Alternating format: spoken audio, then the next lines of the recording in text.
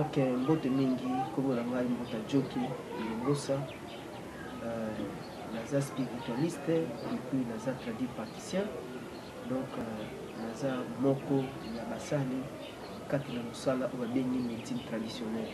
Eloko na kosenga na moto nyonso to aza na kolanda biso na mama oyo toyebaki no derrière toute chose il y a un esprit. Tango déjà yozokota na ndako yebaki no ndako wana esprit mobimba eza na kati ya ndako wana. Alors il faut que maintenant esprit état d'âme ya esika wana eske ezalaki lolenge nini mutu o azalaki wana état d'âme na eske ezalaki ya malamu be ezalaki ya mabe. C'est pour cela ozomona mutu mususu place autaki place aye kokota au lieu akuta bénédiction aye kokota malédiction. C'est-à-dire ayebaki ko vérifier te que non état d'âme ya place wana mutu mususu azalaki na comité de freinage mutu mususu ndako mususu batu baumelaka te. Okomona ndako wana batu soki après kaka quelque temps babimi balongwe batu mususu baumelaka na ndako wana te. Il faut koyeba que non kati na ndako wana il y a quelque chose qui ne va pas, soit peut-être maison mais maison na depuis aux maison na batu baumelaka te batu suka bavandi babimi batu suka bavandi babimi yeba que non il y a quelque chose qui ne va pas. La médecine traditionnelle nzambe apesa biso déjà biloko nyonso oyo eza naturel biloko ezali oyo que non et pour qu'on neutralise ba biloko wana pe ndako to pe échoppe to pe mutuka et comme il a la kimia donc tout est prévu na naturel. Donc comme tout ça m'a été tant aux vivre ba effet on attend aux hommes on a des symptômes wana il y a quelque chose qui ne va pas. Donc na bukoko nyonso ezali oyo ko pesa solution et là on va expliquer population o nyonso azala kolanda biso bakoko za la raison pour que ba ventiler ne baza trop musala na biso ba ventir eza trop oyo kaka ba charlatan iloko yebi kino eza na ngona compétence na yote ole osala yango te ozana kosala yango après avoir tant muta komona solution ya mbote ya malamu te nde yango nde e décourager ka bato même na médecine moderne ba ventiler bazali même na médecine traditionnelle bato assurer pe bazali, c'est-à-dire tozwa nde mosala au sérieux ka oyebi kosalaka yango te tika yango pesa na bato oyo basalaka yango. Eloko pe na ko encourager toujours bandeko oyo bazalaki décis peut-être okendaka quelque part omoni solution ya malamu te tant que ozobela déjà okolukaka ka solution. Alors avant okendenge na lobaka étudier d'abord nanu tala nanu état d'âme sala examen de conscience place naza na kokende est-ce que place wana eza ya malamu est-ce que mutu naza na kokende est-ce que aza ya malamu tout n'a pas Saint-Esprit azala mutu nyonso à travers de temps à autre akoki orienter ne okozwa contact. Ok, merci mingi ngai connaissance on azala ngo isa connaissance moko naturelle. Moi j'ai fait le droit na ndimaka te kino na ko se retrouver na angle on aza mais tellement nazalaki inspiré tant ngonga nango ekokaki nde nayaki kobanda mosala oyo nazokende déjà 20 ans d'expérience yango oyo ni kokangama na l'état ni kokutana na baproblème to mpe bambiscade, c'est-à-dire eza domaine na ngai na maîtriser yango très bien. Ok, merci mingi nalobaka yango grâce oyo nzambe atie na kati na ngai lelo soki naza te nalingi te population eyeba na kosouffrir même place oza na mboka même place oza wapi ezala mokili mobimba soki ozwi neti citron eza na kosunga biso na makambo ebele.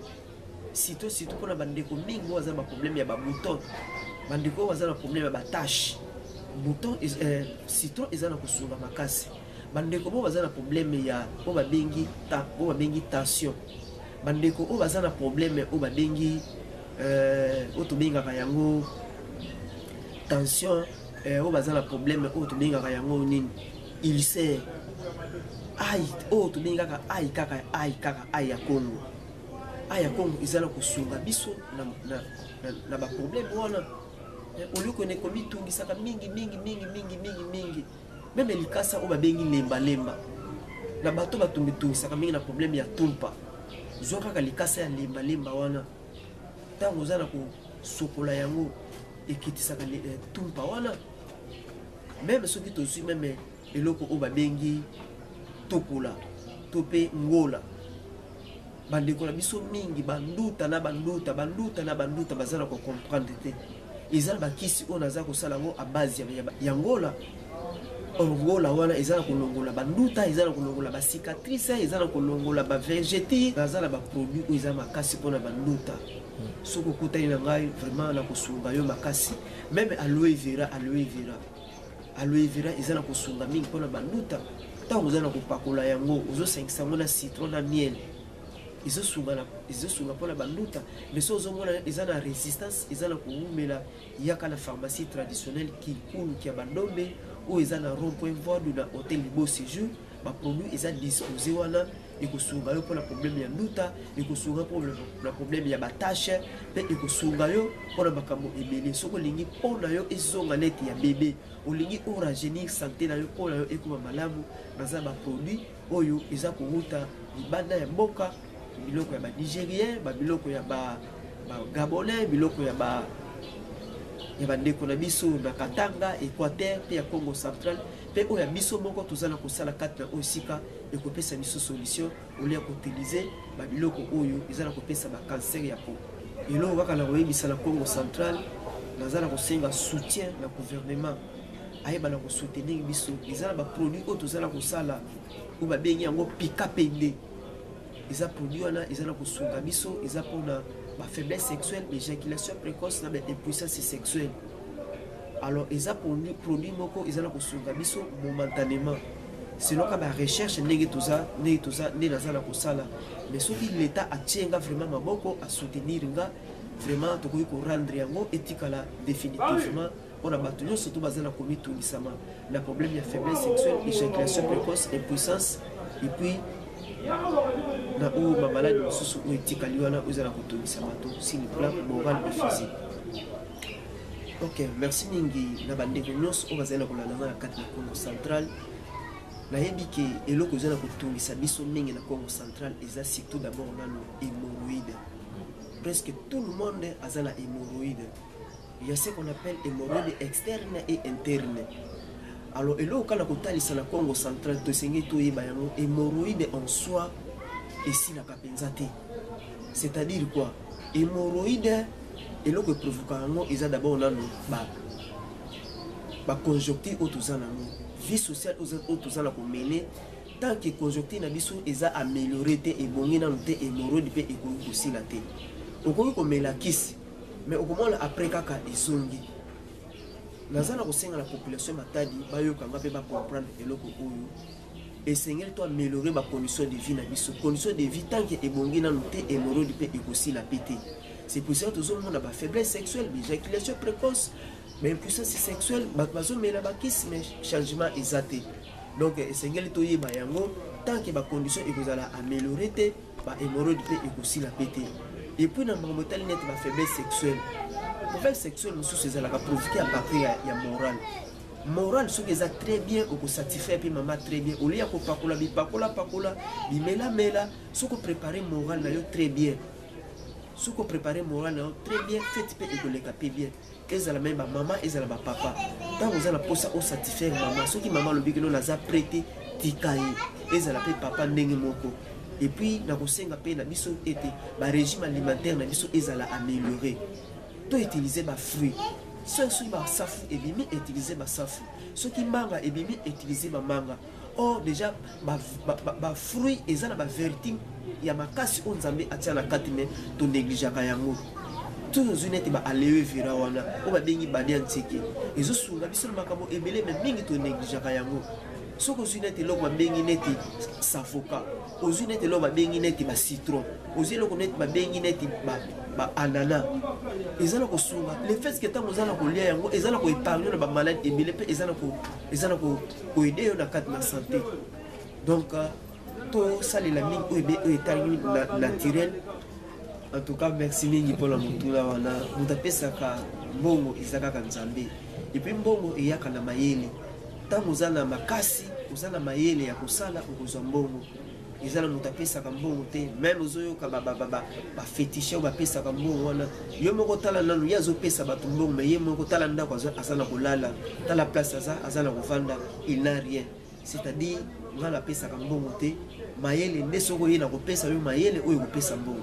Oui, pourquoi pas? Soko zunete likasa o babenga ka likasa ya lupemba pemba. Likasa na lupemba pemba. yango epesaka mbongo. C'est-à-dire quoi, l'argent appelle l'argent. Toyokaka adage na meto comprenaka yango te. Likasa wana pe yango epesaka pe mbongo. Dans le sens que il faut que vous ayez des fils qui ont 100 francs, il faut que vous ayez des fils qui ont 500 francs. Parce que tant que vous avez une relation, vous avez une relation,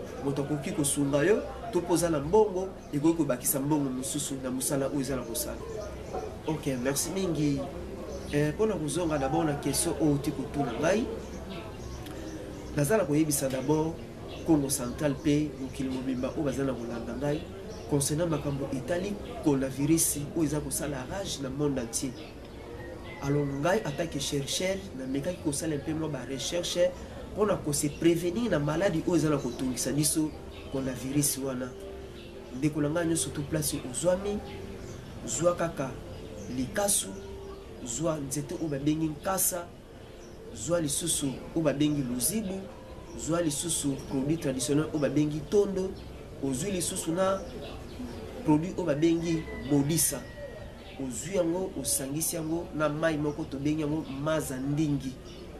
Alors soko o rendre biloko wana poussière osangisi yango na maza ndingi wana ozana kusukula yango izana ko épargner na virus wana o to bengi coronavirus, c'est-à-dire izana ko épargner biso na ba infection wana to pe virus wana o izana ko circuler. Numéro ya téléphone tozana 089 99 290 23. La répéter les sous numéro à téléphone ezali 089 99 290 23. Toza tout justement na rond-point Voadou. Référence hôtel Beau Séjour. Soko zu transport o ekendaka Bikondo okokutanga wana tunakaka wapi hôtel Beau Séjour naza wana. Soki za problème eza lié na spiritualité okutinga na entrée du Kabanana na Zanza référence Kiforus. Nzela ozokita ozokenate na libongo ya Port Citron okukuta église moko ya Pevalongo eza wana Mbanza eyaye naza wana mpona koyamba bakanyo surtout oyo eza ya spiritualité. Soki eza problème ya physique kutanga na Beau Séjour na Voadou na commune ya Mvuzi naza wana. Je suis là disponible pour vous. Merci.